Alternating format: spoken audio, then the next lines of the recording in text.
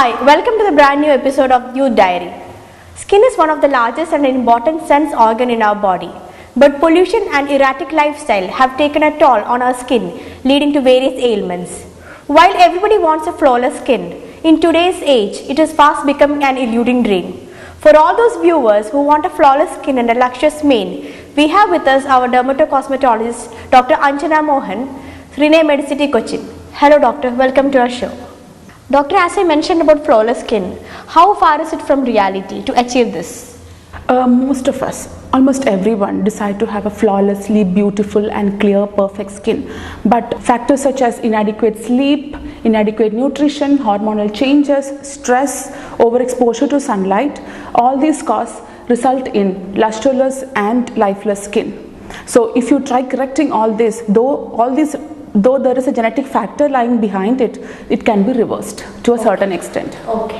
Hair is a marvelous structure without any vital function. Presence of hair at right amount at right places is equally important. What is your view on this question? Having beautiful hair plays an important role in the overall beauty of a person. On an average, a person has around 1 lakh to 1,50,000 hair follicles. No follicles are formed after birth. But whatever number of follicles a person is born with, that stays with him unless it gets destroyed due to various reasons. So you mean to say that the hair growing oils and shampoos which are available in the market doesn't work?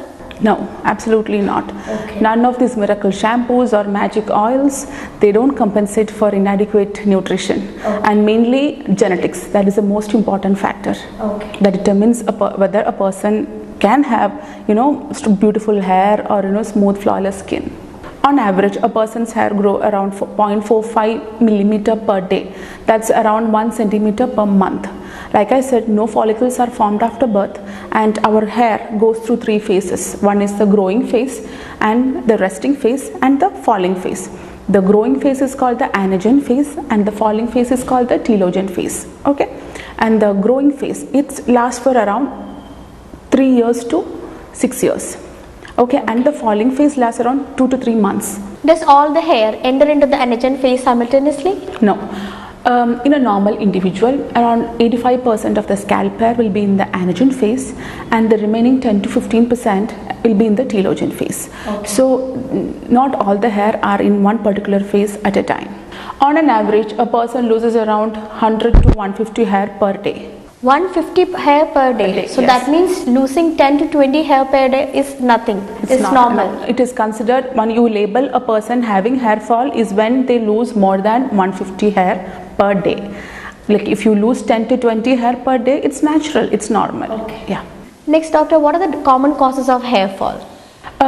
Causes of hair fall are many. Like I already said, hormonal changes, inadequate nutrition, hectic schedules, hectic lifestyle, then drinking, smoking, then in some cases hormonal disturbances, which is called male pattern alopecia or androgenetic alopecia or female pattern alopecia. That is, male pattern alopecia is seen in females. That is mainly hormonal and again dietary disturbances. Okay. And some do suffer from a condition called trichotillomania, where they tend to pluck their own hair, and that is again another condition. And another entity called alopecia areata, which is an autoimmune condition, whereas patients often complain that they are losing hair in a patchy way, and so that is purely autoimmune. Most of the people, almost everyone, believe that when they develop patchy loss of hair, it is mainly due to fungus or bacterial, or it is contagious. No, patchy loss of hair per se is alopecia areata, which can be seen over your scalp as well as over your beard area or anywhere in the body for that matter. It is a purely autoimmune condition. It can't be prevented, but once it occurs, we can always treat it. Okay, it is though, and plus I would like to emphasize on one point, that it is self-limiting condition. You have to wait for around 6 months for it to regrow. If it doesn't regrow, then you have to consider consulting a qualified dermatologist. Okay. And also deficiency of certain hormones and increase in vitamin A can also lead to hair fall. Like I said, biotin, other factors responsible for hair loss, that is biotin deficiency, increase or decrease in thyroid hormones, then essential fatty acid deficiency, protein energy malnutrition, all these can result in hair loss. Doctor, you mentioned about males. What about for females? One of the most common causes of hair loss in females after delivery, that is postpartum hair loss. It is also called telogen effluvium. In males also, telogen effluvium does take place, but following stress or surgery or an infection or some certain drug intake. Apart from all this, there is another cause for hair loss, which is drug intake. Certain drugs on long-term usage does induce hair loss. Apart from all these reasons, one more cause I would like to emphasize is zinc deficiency, which is very common in almost everyone, and especially in females, pregnancy and lactation. So zinc supplements and multivitamin supplements also plays a very important role in reversing hair fall. For all our viewers, can you suggest a good hair care regimen? Yes, of course. Hair has got a non-living part and a living part. Under the scalp it's a living part, and above the scalp it is a non-living shaft, right? So hair is composed of 85% keratin, 7% lipids, 3% water and 2% pigment, which is melanin. Melanin gives black color to our hair. You don't require to wash your hair every day. Washing thrice a week would be fine. Okay doctor, let's go to our next question. Hello doctor, my name is Joseph. I'm working at UST Global. My question is it safe to use shampoo every day? Does it lead to increased hair fall? You can cleanse your scalp 2 to 3 times a week. That would be fine. So shampoos contain 2 cleansers. One is sodium laureth sulfate and the other one is sodium lauryl sulfate. Sodium lauryl sulfates are good cleansers, but they're really hard on hair. So you can always choose to use sodium laureth sulfate shampoos containing sodium laureth sulfate on a daily basis. Not on a daily basis, you can use it 2 to 3 times a week.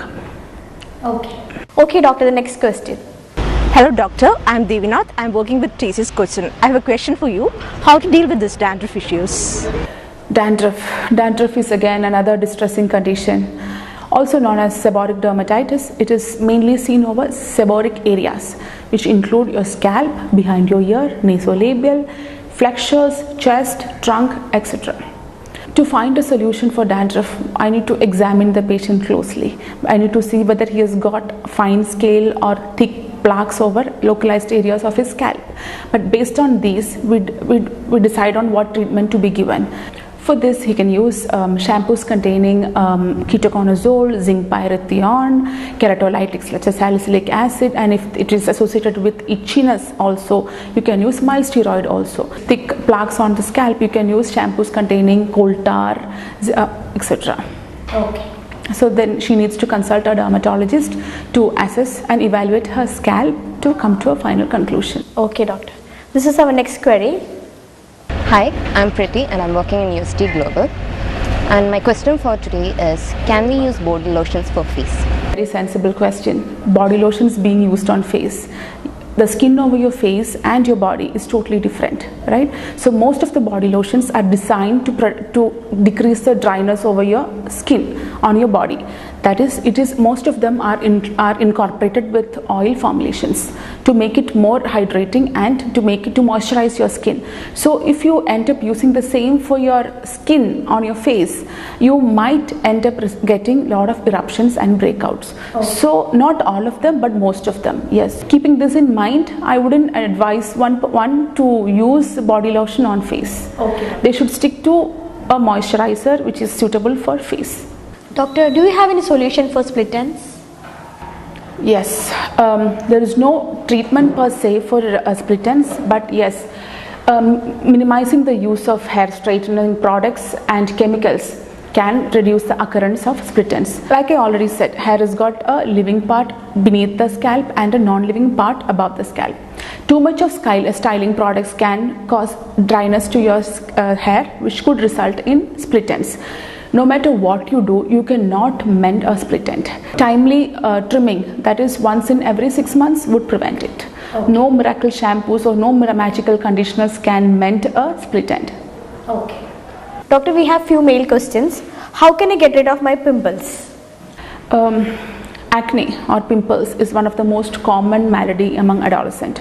Though it is a physiologic process, it is considered as a disease due to the disfigurement it causes and the inflammatory process.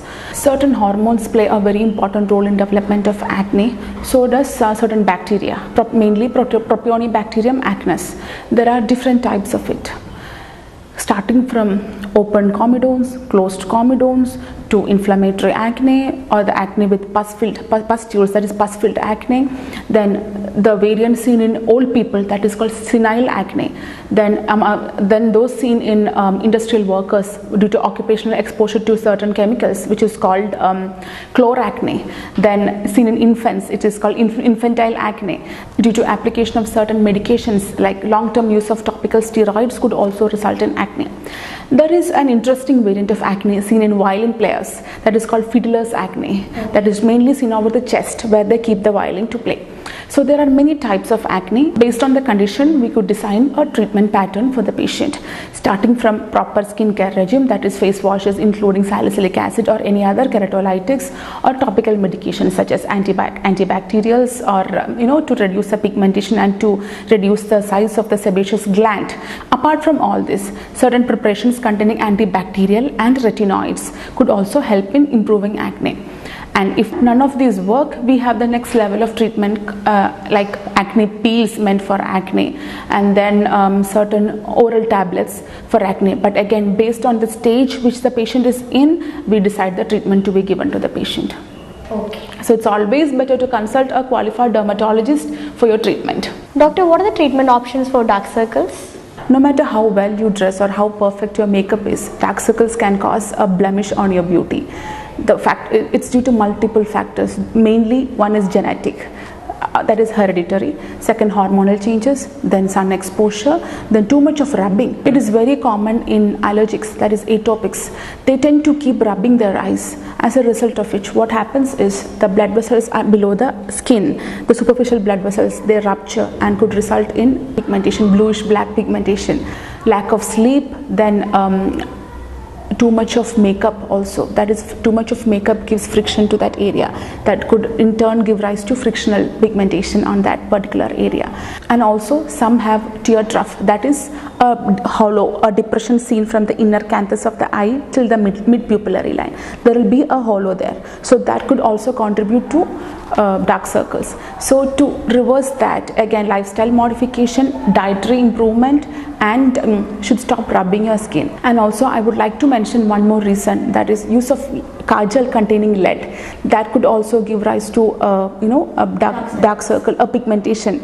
And also certain autoimmune conditions like lichen planus pigmentosus, all this can lead to dark circles. To reverse that, dietary use of vitamin E, vitamin K, and antioxidants would be sufficient. All this cannot be cured completely, but yes, they can be kept under control. And also alpha hydroxy acid in minimal quantities and lasers also work wonders in people suffering from dark circles. It's a common routine among Malayalis to use oil frequently.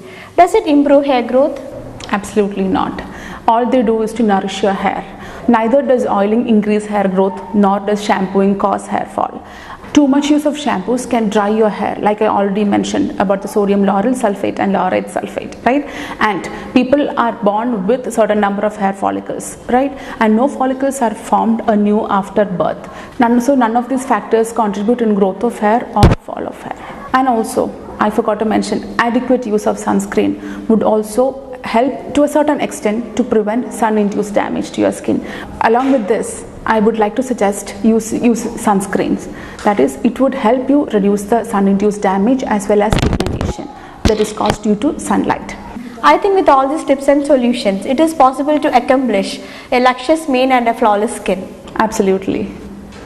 All your further queries will be answered to udiaryrosebowl@gmail.com. Thank you.